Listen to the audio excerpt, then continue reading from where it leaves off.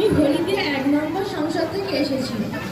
আমাদের হলদিয়া ক্লাব থেকে পাঁচতলা মোড় পর্যন্ত যে রাস্তাটা হয়েছে সেখানে আলো নেই।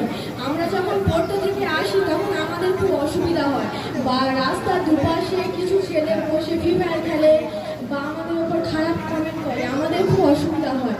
যদি আপনারা এর কিছু ব্যবস্থা করেন তাহলে খুব ভালো হয়। আর আমাদের হলদিয়াতে যে প্রাইমারি স্কুলটা আছে সেখানে পড়াশোনা তেমন খুব ভালো হয় না। সবার তো কেজি স্কুলে পড়ানোর সামর্থ্য থাকে না, সবাই যেন প্রাইমারি স্কুলে পড়লে বড় হতে পারে। আর তার পাশাপাশি যদি একটু মিডেও ভালো করা হয় সেটা একটু দেখবেন। আর